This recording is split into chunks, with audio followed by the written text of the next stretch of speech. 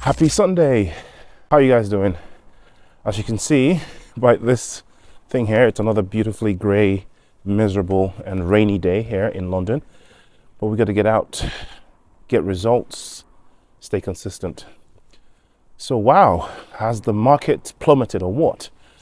My last video that I made about 2 days ago, I think, I did state that I was expecting another downturn, but instead of it happening in a nice sharp liquidating fashion, it's kind of like trended downwards with some minor dips here and there. So slightly different for what I expected, but here we are. But our XRP is holding up nicely. No great liquidations on that side. Besides, if you're hodlers, then what do you care, right? More time to accumulate.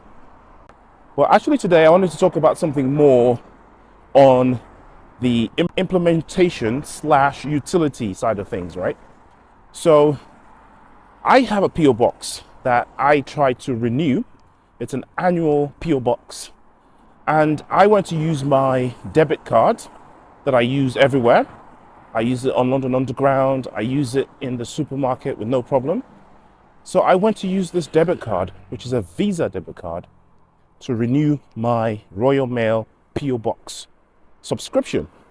And guess what? It was declined. I was like, what? Why is it declined? It's a debit card. So I checked the amount of funds. Funds were fine. I used it to buy something on Amazon just to check it still works. It was great. I was able to take out cash from the cash machine. Fine, no problem. But it just decided not to work on the Royal Mail website. So, okay. I called up Royal Mail. They couldn't find out why. So I tried a different card and it worked. The other different card that I used was also a Visa card. I mean, I don't know. I couldn't tell the difference between the two. And it worked, right? So I thought to myself, that's utterly curious. And then I went to the post office to try and post something. And I tried to pay using my Visa debit card. Declined. It's like, whoa, something's going on here. The same card that wouldn't work online wouldn't work to pay for my postage. I tried another card that was accepted, also a Visa card. And then it dawned on me why. The card that I was trying to use wasn't just a Visa card, it was a crypto.com card. So the problem wasn't the Visa aspect of it, the funds were there. The problem was the fact that it was crypto.com. And guess what? Amazon was fine with it, and I could take money out of the cash machine. Even at the post office, I was allowed to take money out of the cash machine. I just couldn't do online transactions or payments with it. So effectively, it was the payment aspects of it that the post office wasn't happy with. So I'm like, why wouldn't the post office just accept a Visa card? It's because it turns out they see crypto.com as a threat and a challenge to their business, because here in the UK, actually the post office actually has a business in banking and payments too. So they're also a bank and a payments company. So in a way, they see crypto.com as a competitor, which is kind of strange to me, because how is it that they don't see NatWest, Barclays, Santander and all those people as competitors? I suppose it's because they're part of the same traditional finance, I guess, TradFin or whatever. If anything, the post office was a newcomer compared to those guys. So I wonder if they also experienced that when they were trying to get established. Very, very strange. But then not very strange. It's perfectly understandable, because all of a sudden, a lot of these payments companies, traditional payments firms are starting to feel the threat, right? They're starting to see the writing on the wall. Like, I wonder if they have the same policy towards like Uphold card or Coinbase card or any of those crypto related cards. The thing is though, with a Visa debit card, the crypto has nothing to do with it, right? At the point of hitting the Visa part, The money's already on the system and it's just using the traditional rails. There's nothing actually crypto about it. So what they have problems with is how I came about the money and not necessarily the money itself or what I'm doing with it. It's so weird. It's almost as if they don't even understand how the thing works, or they've just decided to get in the way of crypto.com's business no matter what. I hope that one day someone over here kicks off some kind of investigation or probes the system, because just like in the United States, I'm willing to bet that over here we have pressure groups that contact these companies, these banks, and ask them to make things difficult for crypto companies, just to slow them down a little bit, or to try and make them fail. Because, you know, if you think about it, right, if the customer who has the real power, the customers who has the real power here, realizes that not only is it faster and cheaper to use, you know, crypto payments or whatever, it's also more convenient, what's that going to do? They're going to choose to do it more, right?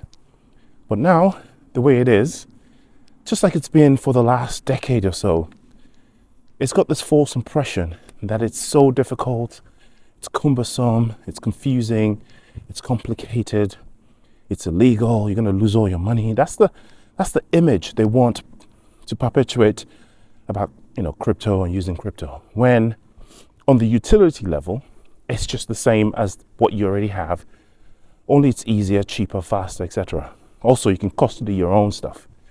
I think while the post office operates a pretty large part of its business effectively as a bank or a custodian of your money, and they've already seen the writing on the wall with the postage part. Like, who sends letters anymore? People don't send cards, letters anymore.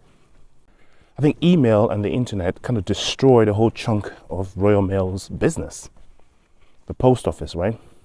I think they balanced that out with the financial services that they provide, you know, travel, money, banking, payments. Like in many high streets here in the UK, in the residential areas, like the post office is the only remaining ATM that you can probably access. A lot of banks have shut down their, you know, high street branches and then moved to a more central location. But many people still have a post office that they could go to. So they're very useful, especially for the elderly, right? Because they still do all the traditional services, you know, the pensions, paying in checks, paying in bills, you know. They can do verifications for government level stuff, you know, official documentation. They have a lot of roles that they still perform in the society, so they're still needed, right? But as time goes by, each one of these roles has been eroded by apps on our phones, tools on the internet.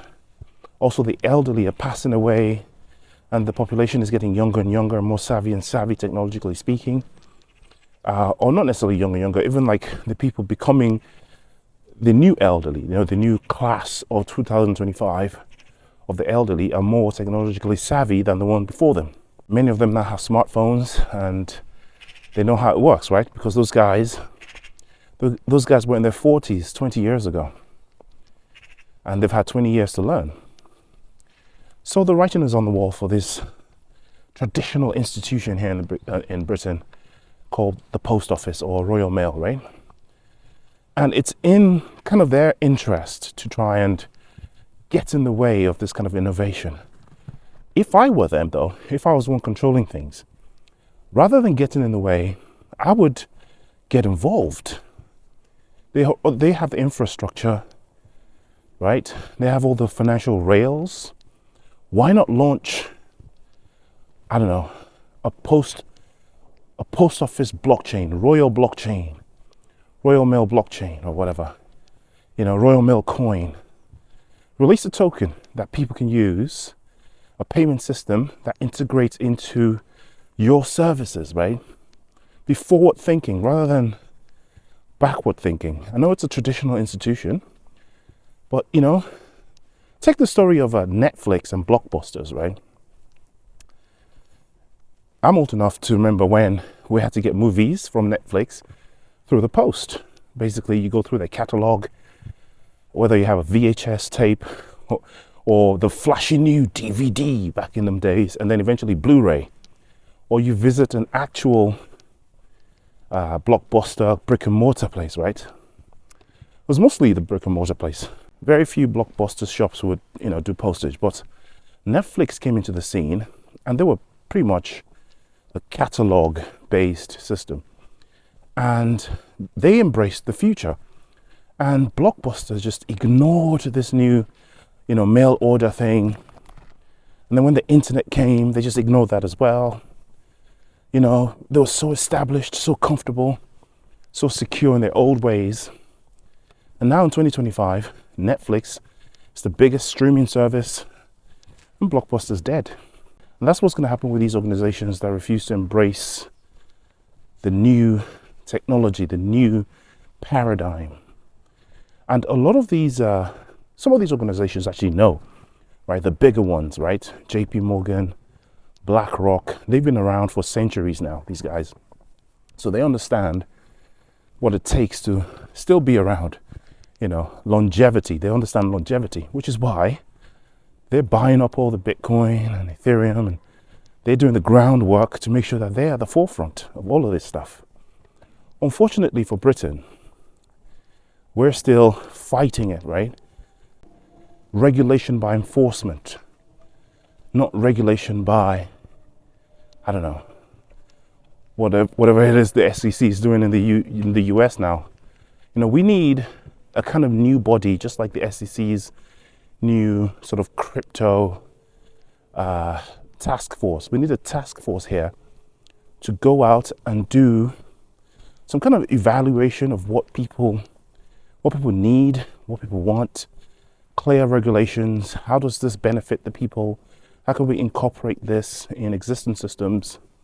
If I were Royal Mail, rather than fighting it, I would use it to my advantage, much like Netflix did with the internet, and I became the powerhouse that they are now. Otherwise, fizzle away like Blockbusters.